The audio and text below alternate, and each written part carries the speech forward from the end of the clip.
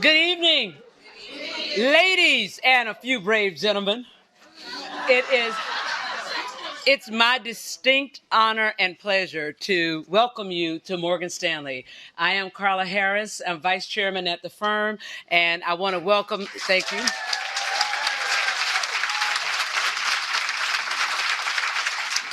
I want to especially welcome my fellow Link sisters as well as all of your guests. We are going to have a terrific evening. I hope you have enjoyed yourself thus far. You are getting ready to have an amazing witness to an outstanding conversation with these two ladies. And without further ado, let me introduce my friend. She is a Mississippi native who was transplanted a few years ago to New York City. So she is an Upper West Side resident, and she is an outstanding public servant, serving over 2 decades with the Lynx in the Metro Manhattan chapter. When I first met her, she was president of the chapter, and now she is the Eastern area head of arts, right? And she is one of the masterminds, if not the mastermind, behind tonight. She is beloved by many and an outstanding real estate agent. So if you're looking for a good place to live, y'all need to call none other than my friend Anna Maria Bishop Harris.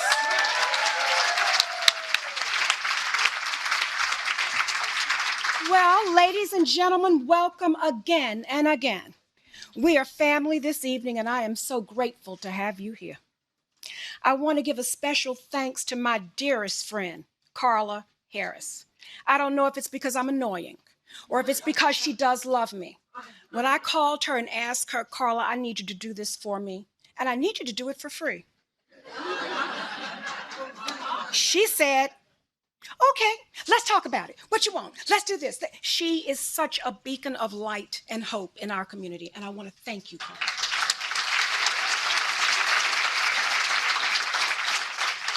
I want to thank each and every one of you for traveling from far and wide to be here with me this evening to celebrate a living American icon. Life is fleeting, as we all know. It can change in an instant, as we all know. So we are here to celebrate an African American pioneer and iconic woman this evening, and thank you so much for coming. I want to acknowledge some people. There is my publishing partner, Dawn Davis at Simon & Schuster. I don't know if she's in the room. There she, stand up. Stand up.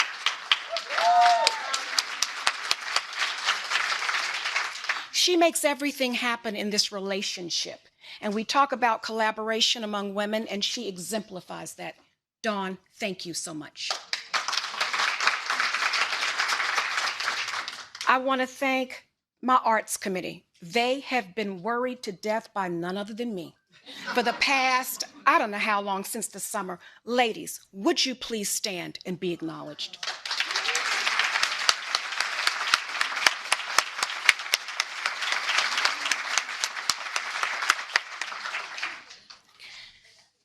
And I would like to celebrate my friend, Denise Perry. Would you stand, Denise? Stand up, don't come on. All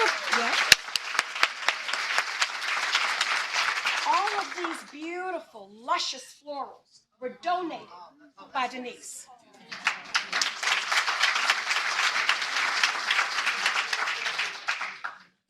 And because I can't begin to thank the Morgan & Stanley team enough, all of these florals will be given to your team, Carla. Thank you.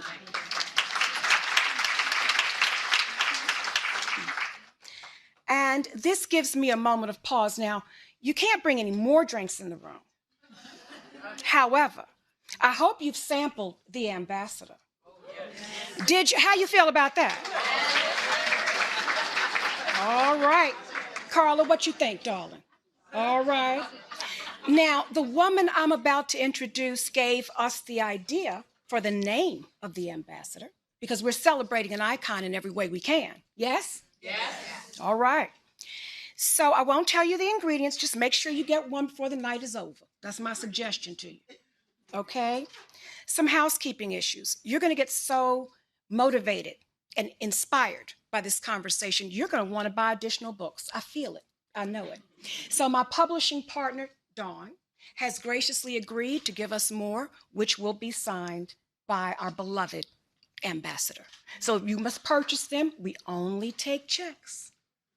So that's my little housekeeping announcement for the evening. Okay. And now I would like to introduce another living legend that is in our midst, and that is Link Marcella Maxwell. Please stand.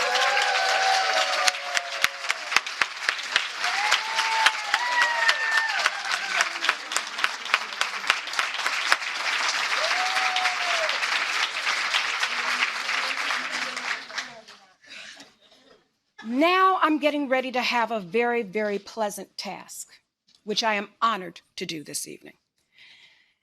The area director, and this is full disclosure and a disclaimer, she's been my friend for over 20 years. So forgive me if I gush, because the truth is that I do love her sincerely and deeply. But my love is not unconditional. My love is conditional, because I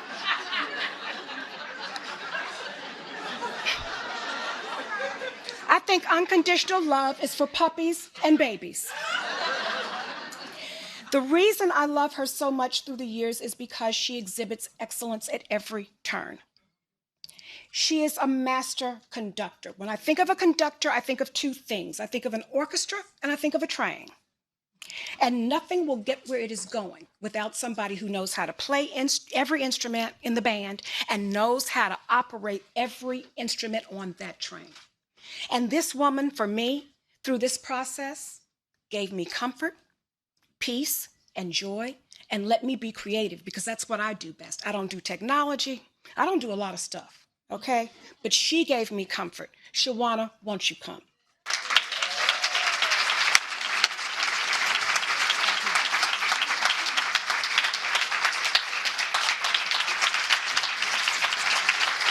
Thank you. Thank you very, very much. And my dear friend Anna Maria, thank you so much for that very warm greeting. Before we begin, I just would like to ask for a moment of silence as we celebrate the life and legacy of Kobe Bryant.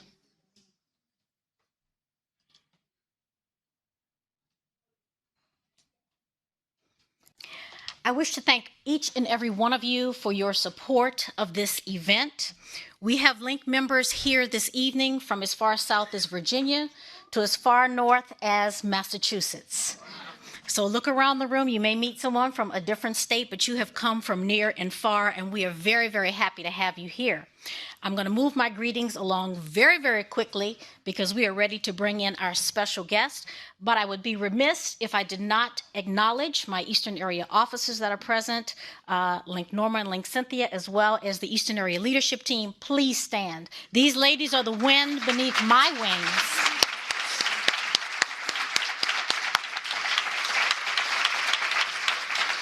And I thank them for all that they do to keep me on solid ground and to keep me moving forward. I also want to acknowledge we have our National Technology Fair for the Technology Chair for the Links Incorporated, who traveled here from Nashville, Tennessee, and that is Sharon Dixon Gentry.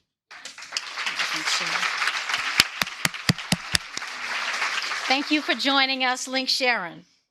An event of this magnitude would not be possible without our Arts Chair, Anna Maria, and our fabulous Arts Committee. So again, ladies of the Arts Committee, I thank you for your hard work.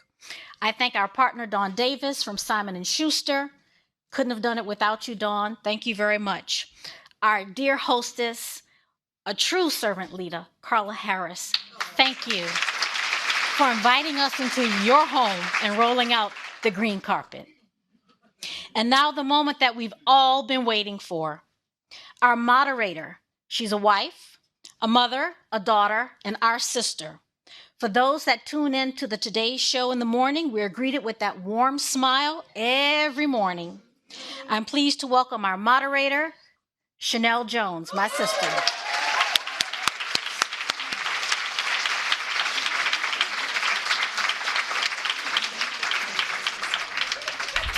And we are also grateful to have with us this evening a woman of substance, and a woman of knowledge.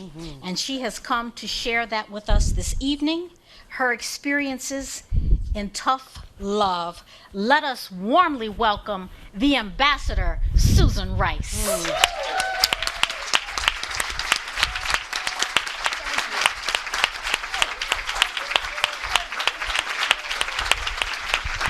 Thank you so much. It's so great. Thank you. Ready? Good evening. Good evening. This is worth staying up late for, let me tell you. She just asked me what time I normally go to bed, and I said 8 o'clock, but this is worth it. I remember, so I was born in Philly, but I grew up in Wichita, Kansas. And I remember we used to have this pastor, Pastor Beasley, at New Hope Baptist Church in Wichita, and every Sunday he would say, y'all need to have a spirit of expectancy when you come into church. And I didn't really quite understand what that meant. But now I kind of use it all the time because your faces have this spirit of expectancy where I feel a little bit pressure, right? Don't you feel it? Not even pressure. I'm excited. You know, I've been running around the country talking about this book, and this is definitely the best looking audience. Yay! I love it. I love it. Not even close. I love it. So shall we dig in? Yes. Let's dig in. Okay, well, we'll start with the easiest question. The book is called Tough Love, My Story of the Things Worth Fighting For. Why did you write the book, and why the title, Tough Love? Well, let me start by saying good evening, everybody. Good evening. And thank you for being here. Thank you so much to Carla and Morgan Stanley, to you, Chanel, for doing this on a school night. You got to get up early. To the wonderful Lynx, Anna Maria, and everybody else who put this together, it's really a huge honor to be here. The book is called Tough Love, which to me means loving fiercely, but not uncritically. So when you're screwing up, if you love somebody, you tell them. And that's how my parents raised me. And that's how my husband and I have tried to raise our 2 kids. God bless them. And it's frankly how I've tried to lead my teams in government, you know, giving them support and encouragement, but also being frank with them and asking the same in return. I like it. We're going to get into all of that in just a moment. Let's take it a step at a time. So in the book, and you guys will see when you read it if you haven't already, you start in the prologue by talking about your final moments in the White House, and it's really good. She paints the picture so vividly of kind of what it was like behind the scenes. You can almost visualize it. You know, a lot of goodbyes, a lot of tears. It's funny, as I was reading it, I was thinking about for those of us who were either reporting on it or watching it on TV, some people were crying, some people were happy. Why did you decide to start there? I like it, like I said, because you could have started anywhere, but you started with that moment in particular. What was your thought? The thought was that it was a moment that everybody experienced on one level or another. For me, it was the last 3-4 hours after 8 years in the administration, the last 3-4 hours in the White House, and it was so surreal. I couldn't even get into the White House complex the normal way because there were 2 motorcades blocking the entrance. One was President Obama's, and one was President-elect Trump's. And y'all are, see now? And, you know, it was a surreal morning in that, you know, there were very few of us left in the White House, just the fewest of few. President and Mrs. Obama had to go up to Capitol Hill for the ceremony, and 3 of us, plus my husband, were outside the Oval Office drinking a bottle of champagne, watching him tear up the president's desk, pull down his curtains, put up that ugly-ass Trump gold.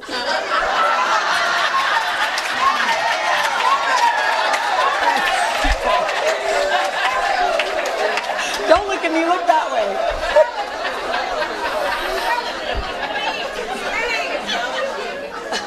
And all we could do was drink. 9 in the morning. But we were drinking to our friendship, and we were drinking to the blessing of having been able to serve our country and serve this incredible president. And we were praying that it wouldn't be as bad as we feared it might be. So we're waiting for our prayers to be answered. We're going to get into that too. So you flip the pages, a few more pages, and there was another piece in the beginning that resonated with me, and it's on page 10. And at the time, let me just set the scene, your daughter was hearing voices at the time. She was, what, about 8 years old at the time? 8, 9, yeah. And it was in the midst of, obviously, as you guys can imagine, a demanding schedule for her. But imagine, we all know when your kids aren't feeling well, you don't feel well, right? So imagine doing what she was doing, and then your child has an issue. And let me read this paragraph here. It says, 2 paragraphs. It says, over a span of 3 weeks, she had a phalanx of neurologists, psychiatrists, ophthalmologists, and radiologists pummeled Maris with MRIs, needles, exams, and repetitive questions. The doctor said the most likely cause was a brain tumor. Other possibilities included schizophrenia, a visual disorder, abuse, or psychological stress. I was flying back and forth, a lot of us can relate to that, from New York, where I was serving as the United States ambassador to the United Nations to attend these various appointments to comfort my daughter Maris. Eventually, the test ruled out the worst possible explanations. No tumor, no mental disorder, no physical trauma or abnormality, still no explanation. The episodes continued for almost a year, albeit with diminishing frequency after January of 2013. It says, over time, her doctors concluded that Maris was experiencing a stress reaction to watching her mother being assailed for my role in characterizing the Benghazi attack. Very honest. And I thought, wow. For me, it was humanizing, it was honest, and it was something that we didn't know that was happening for you behind the scenes. Talk about that moment, what that was like when you were in the thick of it. Well, as I tell in the book, the whole Benghazi thing, when I went on the 5 Sunday shows on September 16th, 2012, was just days after the terrorist attack on our diplomats and facilities in Benghazi. My mother had warned me not to go on the Sunday shows. So I could have titled this book, Always Listen to Your Mother. And maybe it would have had a little more impact on my own kids. But anyway, the story was that it was a Friday afternoon, and it was a horrible week, and we had all just gone to Andrews Air Force Base to receive the bodies of the fallen, and to meet the families who were just, as you can imagine, understandably just extremely upset. And when I say we, it was the president, the vice president, the cabinet members, and that's the capacity in which I was there. And I got a phone call from the White House asking me if I would go on the Sunday shows. And I was a little bit surprised, you know, that I wasn't expecting to be asked. And they explained that Secretary Clinton had been asked and she had declined. She'd had a obviously extremely taxing week and emotional week. And I said yes. I didn't want to do it. I was actually planning that weekend to take my kids to the Ohio State football game, which I did do because I made a promise. I did that on Saturday and came back to do the shows on Sunday. But on that Friday night, before I went to Ohio State, I went to check on my mom because my mom had been really ill. She'd had her 4th or 5th cancer surgery, and after surgery had a post-operative stroke. And she was a powerful woman of incredible intuition and intellect, and yet she was physically diminished at that point. And I was living in New York, so if I was home on the weekends, you know, obviously wanted to be able to make sure that she was okay. And I went to talk to her, and she says, you know, so what are you doing for the weekend? And I said, well, I'm taking the kids to Ohio State, and then I'm going on all 5 Sunday shows to talk about what's happened. And she said, what? Why you? Why not Hillary? And I explained, you know, what I just said. And she said, I smell a rat. Don't do it. And I was like, Mom, don't be ridiculous. You know, they asked me to do it. I'm a team player. I've done this before. It'll be fine. And of course it wasn't. So my mom, of course, was not thinking about what I was thinking about. I was thinking about, I'm on a team. This is a tough moment. I've been asked to do something. It's something I've done before. I should say yes, even though it wasn't convenient. She was thinking about me, as a mom would. And she just knew that this was not going to end well. She just had that spidey sense.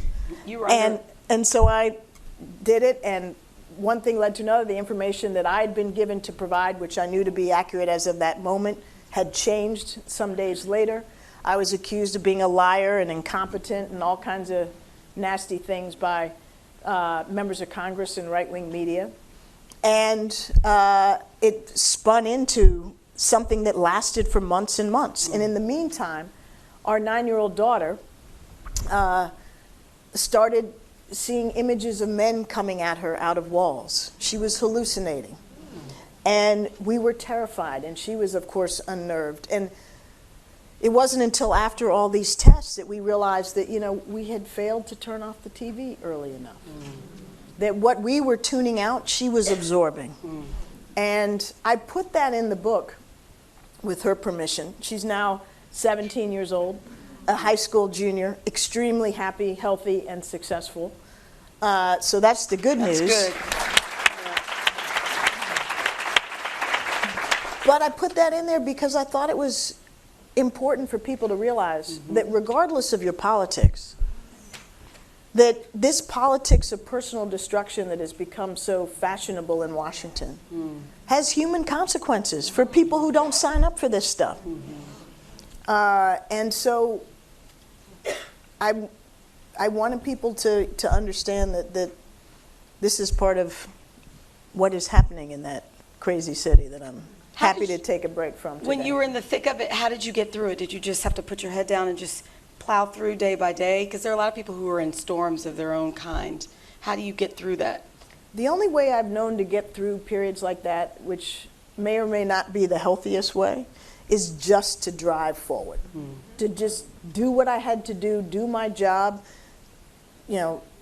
support my team, try to support my family, and not think about myself. I had a job to do. I had a mission. I was still the U.S. ambassador to the UN.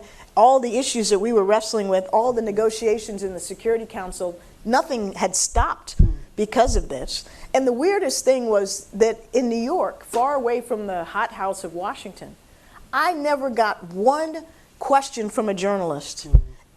All those months when I'd stand in front of the cameras almost every day, never once was I asked about Benghazi. So it wasn't an issue up here.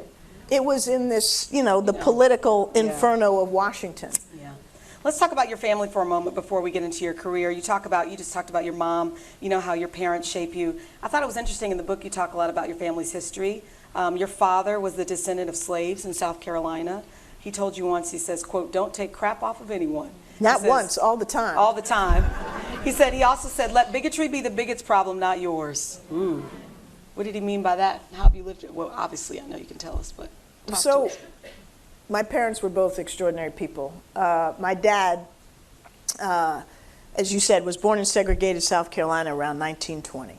And he was unusual in that his father and his grandfather, who had been a slave, had the good fortune of getting a college education. And yet he was born in the heart of Jim Crow, at the height of lynching, in an environment where everything he encountered, despite his innate abilities, told him that he couldn't, that he was not allowed. And he came after high school up here to New York. He went to City College, got his BA and his MBA, and then he was drafted into World War II. And he went to Tuskegee with the Tuskegee Airmen. And he served there for several years. And unlike how we now think of the Tuskegee Airmen and these great examples of African-American prowess, he was always very resentful of the notion that black people had to prove something to white people. Yeah. It was ridiculous. How could we not be able to fly and fight as well as anybody else? And how come I'm here, as much as he loved his country and he was a patriot, why am I serving in a segregated military, fighting on behalf of freedom for everybody but my own people? And how come when I want to go off the base and get a meal, I can't get served, but these German POWs can get served? So he really had a lot of freight that he had to work through about race. After the war, he went to the University of California at Berkeley, got his PhD in economics. Long story short, he ended up being a governor of the Federal Reserve. Wow. But in between, he had to figure out how he could psychologically endure and persevere and excel in an environment where all the messages he was getting was, you can't. So he gets his PhD in 1955. He can't get a job anywhere on the West Coast, not in academia, not in business. He finally gets a job as assistant professor of economics at Cornell, but only because they didn't realize he was black till he showed up.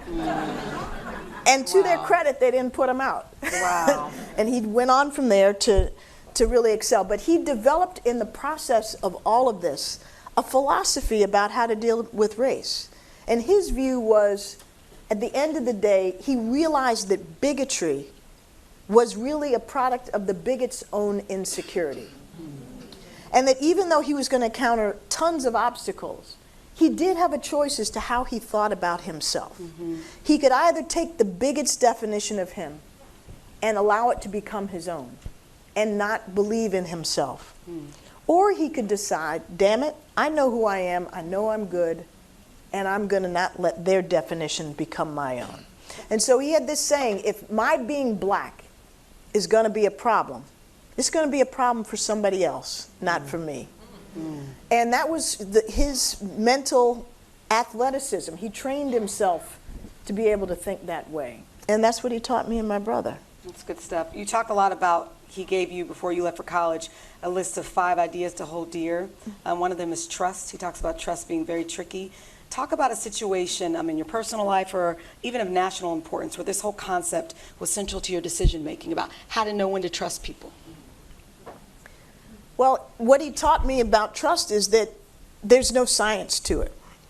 It's got to be almost intuitive. You got to learn how to measure people, and you got to also be willing to adjust your judgments. You can get it right, you can get it wrong, and you got to be willing to change your mind. And so, I guess there are many experiences I could point to, but probably the most impactful was when I met President Obama. Let's talk about that. And I had to make a decision about, do I leave the Clinton camp where I'd served for 8 years and hitch my horse to his wagon because I believed in him, not because he was likely to win, but because he represented so much that I believed mattered. And I was warned at the time that I was committing professional suicide. That was... By leaving the Clintons. Yeah, and by people very close to them they'd actually asked me to be a key figure on their team. But that came after I'd already committed to President Obama. What was it about him? And also, we see so much about President Obama. Give us something behind the scenes. What's he like? Like, I was reading that he, he teases you about your tennis game. I hear you're a pretty great tennis player. Your shoes, I don't know what that means. The thing that I imagine people may sense but not know is how funny he is. He is crazy funny and can really let loose. So we could be in the back seat of what is called the Beast, the presidential limousine, and he'd be playing Macklemore and rocking to the music, singing. I got, $25 in my pocket. And I'm like going, okay, this is the president of the United States. That's pretty awesome. That's pretty awesome, yeah. And we had fun. There was fun. And as smart as he is, and I hate to say this because it always pains me to admit it, he was always the smartest person in the room. And despite that, he was also one of the most relatable people. And warm and no BS, and incredibly committed to the people around him, and loves him some babies. Give the man a baby and leave him alone for an hour and just take some pictures. He is a great person to work with and a great friend. So good. Am I out of time already? Really? Come on. So here's how it goes. I was like, Come on. Even got Give us a little more time. Bad on time. Take a sip. Don't worry about me. Take a sip. Let me tell you what's going to happen next. Okay. Family, are you having a good time? Yeah, like we haven't even gotten into the applause. Now, my promise to you was that I was going to make it interactive this evening. Yes. And my other promises to my friend Carla is that we got to be out of here. We have compliance issues. Okay. And that's why it is my bad guy job, but I'm to move the evening along. Okay. We have 10 minutes for Q&A. Okay. I'm going to take 5 questions. Who's up first? Come on. Stand up and project. This sister does not play. Thank you. I saw you on Book TV, and that's what made me get your book right away. You're the first person to say that, so thank you. I saw you on Book TV, and glad somebody watches Book you TV. handled that with such grace, particularly as they were slightly trying to back you in the corner on Benghazi.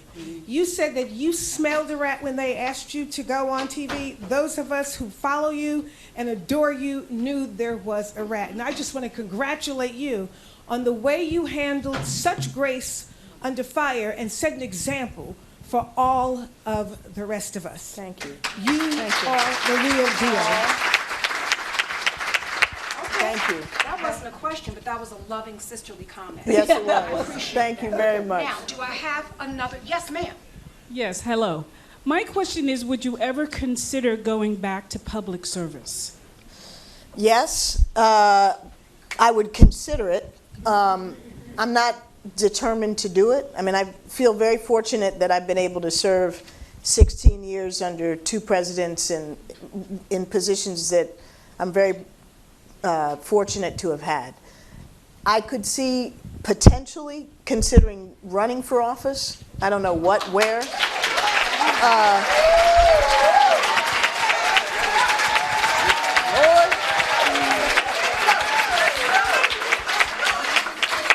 I could also consider serving again in an appointed capacity, but like Senate, President, which lane? I don't know. I'm from Washington, D.C., so really we got the mayor and we got president, and there's not a lot in between. And I like our mayor, but 2 terms is probably enough. So I don't know. I would consider, but the other thing is, frankly, there's a whole lot of other stuff out there, and I'm enjoying my freedom. And I think there's work in the private sector, there's work in the nonprofit sector, the foundation world, academia. I haven't ruled anything out. So if anybody's got any good ideas, let me know. Okay. I love it. All right. Who do I see? I see. Okay. We're gonna about end it up. Yes, ma'am. Just remember, links have very long memories, so we will not forget what you just shared here. So I know I'm in corporate America, many of us in here are. You obviously have reached the pinnacle of what it means to be in leadership as a woman. And so I would ask, we're given books like Lean In and other things that I don't think were specifically designed for us as women of color. That find ourselves in positions where we're often challenged. And we've come to realize that challenge has very little to do with our intellectual ability and our right to be at the table. So as you have mentioned, you have a 17-year-old daughter. So what are your words to her when she finds herself, as she continues to move forward? She's got definitely a great role model in you. But what would you say to her? As a couple of words of wisdom in how to hold her own and recognize and realize and walk in her truth that she deserves that seat at the table. I hope my daughter has learned, and I would certainly tell her, that she doesn't have to ask for permission or affirmation. That she just needs to be who she is, and if other people have a difficulty with it, again, as my dad used to say, let it be their problem. Don't let whoever you may encounter cause you to doubt yourself. And that's wisdom that I hope I can pass on from my generation to hers the way my parents did to me. We haven't had a chance to talk about my mother, which is not right up in here with all these wonderful women. I was just about to say she wanted to go to Radcliffe, but So Do we have time? 30. One question might have to be sacrificed because Carl is going to kick No, but it's okay. They're all in. Because it's a good story. So my mother, short version, I'll try to be really brief. Born in Portland, Maine, daughter of immigrants from Jamaica, a janitor and a maid. They had no education. They saved and they scraped. They sent all their kids to college. My mother went to Radcliffe College on scholarship, almost didn't get to go. Long story, you can read about it in the book. She went on to make her career about opening up access to higher education for low-income Americans. She was known as the mother of the Pell Grant program. And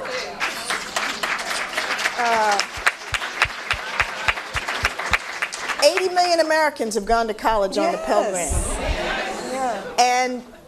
And she sat on 11 corporate boards, publicly traded boards. She was a corporate executive in the latter part of her career.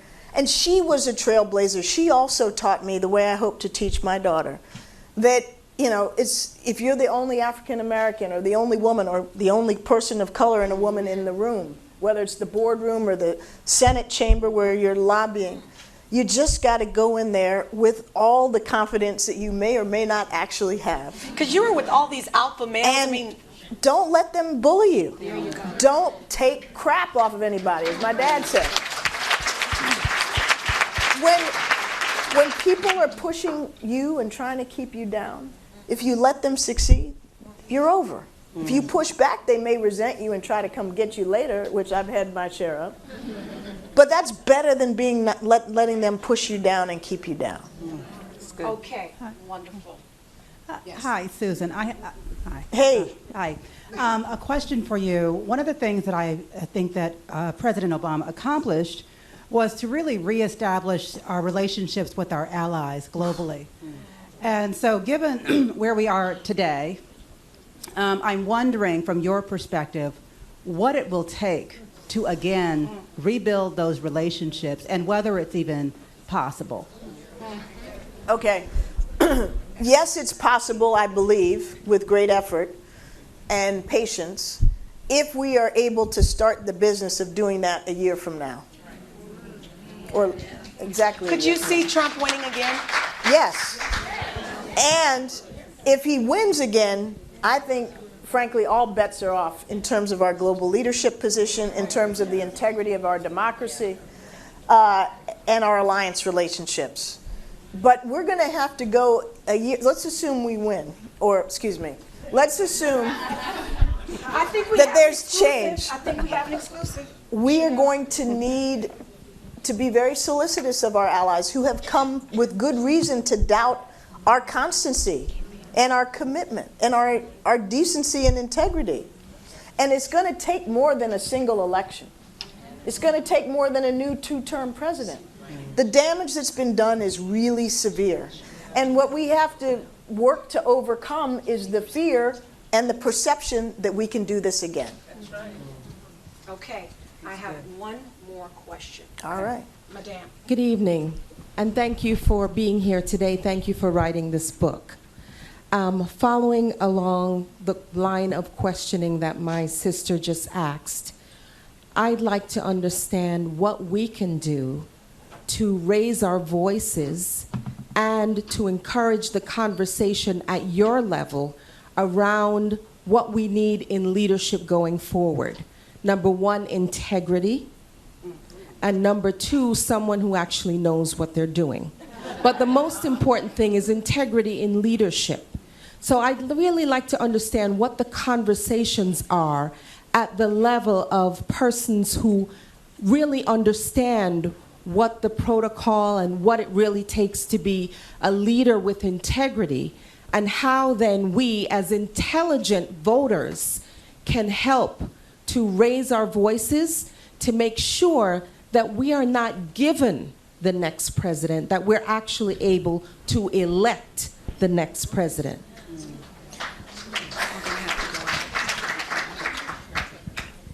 It's not been that long since we've had leaders with integrity and intellect And this is not a partisan statement. I mean, you can disagree with the policies of various predecessors, but at least we had the perspective and the belief that the President of the United States was governing in what he believed to be the national interest.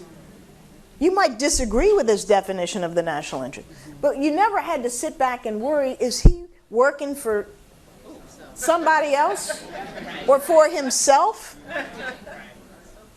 That's the problem. But what do you do when we're all saying that in this room, but you know, I see it every day. Just as passionate as you are, there are people who are just as passionate on the other. The answer is vote. And get people out to vote and register to vote and bring everybody you know to vote and give money and organize. This is, look, one thing I say in this book, because I'm inherently an optimist, is that I do believe, as Dr. King said, and as was on the carpet in the Oval Office, that the arc of the moral universe bends towards justice. But we have to do the bending. It's not going to happen by itself. And if we've seen anything in recent years, it's how fragile everything is. So we can't afford to be complacent. We can't afford to, believe that it's somebody else's work to be done. And all your children and those of you who had grandchildren, they need to be part of it. They need to understand that this, above all, is their choice for what future they have. Because some of us won't be here forever. Yeah. Yeah. But, I look at my kids and, look, you were about to raise my son. But I was interested. Her son is a Republican. Yes. But I wondered, what does he think? Like, does he say, how long do we have? But does he say, Mom, I love Trump? No. But he likes a lot of things he does. But he also knows that, it's a long story. Read the book. But my son would describe himself as a Reagan Republican. Mm-hmm. But there's some things about where Trump, he's a religious conservative. Mm-hmm. So there's some things like, pro-life that he believes really passionately. I think there are a lot of folks like your son where they are. And to me, look, I love both my babies very much. And I respect their independent thought and the fact that they have the courage of their convictions. And we disagree robustly.